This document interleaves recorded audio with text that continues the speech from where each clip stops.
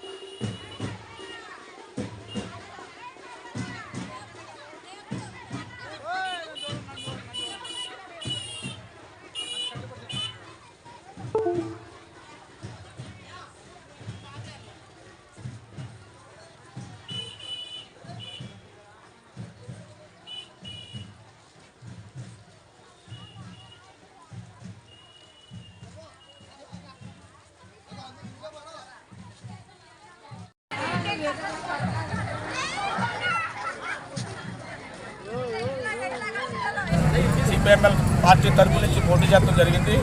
అలాగే రాజానగరం నియోజకవర్గంలో మా పార్టీకి 40,000 ఓటింగ్ ఉంది. 30,000 పడుతుందని మేము ప్రజలను ఆశించి అలాగే నామినేషన్ వేయడానికి సిద్ధంగా ఉన్నాం మేము. అలాగే ప్రజలందరూ కూడా నన్ను గుర్తించి ప్రజా సమస్యలు తీర్చడానికి మేము ముందున్నాం. ఇప్పుడు కూడా అధికారంలో ఉన్నా లేకపోయినా ఏనాడు నుంచో తీరుతూ ఉన్నాం. ప్రజల్లోకి ఇంకా ముందుకు పోవాలని, ఎమ్మెల్యే నెగ్గాలని కోరికతోటి ఈరోజు ప్రజల్లోకి రావడం జరిగింది. లక్ష్మీనరసింహ గుడికాడ దండం పెట్టుకుని బయలుదేరాం. ఈరోజు ప్రజలందరూ కూడా గుర్తించి నన్ను గెలిపిస్తారని కోరుకుంటూ ఉన్నాను. అలాగే గత ప్రభుత్వాన్ని చూసాం, ఇప్పుడు ప్రభుత్వాన్ని చూసాం. ఇప్పుడు సమస్యల్లో అన్ని కులాల పేదవాళ్ళకి ఇళ్ల స్థలాల సమస్య. ఇళ్ల స్థలం అయితే ఇచ్చారు, కట్టి తాళం చేతిలో పెడతారన్నారు జగన్మోహన్ రెడ్డి గారు. ఈరోజు మేము 1,80,000 రూపాయలు ఇస్తాం, లేకపోతే మీరు స్థలం ఖాళీ చేసి మా పట్టా మా చేతికి ఇచ్చేయండి అనేసి మళ్ళీ వాళ్ళు బెదిరిస్తూ ఉన్నారు. ఈరోజు వేలాది మంది కట్టుకోలేక, వేలాది మంది పునాదులు కూడా తీసుకోలేక రాత్రి నేను నువ్వున్నాను. పెద్దాపురంలో అయితే ఒకళ్ళ స్థలం ఒకరు కట్టేసుకుని గట్టిగా మాట్లాడితే ప్రభుత్వ అధికారులు నీ దిక్కులో అక్కడ చెప్పుకోవని అక్కడ డిమాండ్ చేస్తూ ఉన్నారు. పెద్దాపురం నా సమస్య జరుగుతూ ఉంది. ఇటువంటి సమస్యలన్నీ కూడా రాష్ట్ర వ్యాప్తంగా ఉన్నాయి. అలాగే అనేక అవకతవకలు జరుగుతూ ఉన్నాయి. ముఖ్యంగా మనం చూసుకున్నట్లయితే ఆటో కార్మికులకి 10,000 ఇష్టం జరిగింది. ఒక్కొక్కరి దగ్గర 50,000, 60,000, ₹1,00,000 చొప్పున ప్రభుత్వ అధికారుల జుర్మానా వేయడం జరిగింది. ఇది సరైన పద్ధతి కాదు అనేసి మేము 5 సంవత్సరాల నుంచి పోరాడుతూ ఉన్నాం. అలాగే ముఖ్యమైన సమస్య ఏంటంటే ఈ సంవత్సరంలో సీలింగ్ భూముల ఎంక్వైరీ అని అధికార పార్టీ వాళ్ళు అనేక గ్రామాల్లో అలజడులు సృష్టించారు. సీలింగ్ భూములని అక్కడ సర్వే వాళ్ళ మీద జగన్మోహన్ రెడ్డి గారు ఫోటోలు వేసుకోవడం జరిగింది. ఇది కరెక్ట్ కాదని మేము అనేక సార్లు మీడియాలో మీ పత్రికల ద్వారా తెలియజేయడం జరిగింది.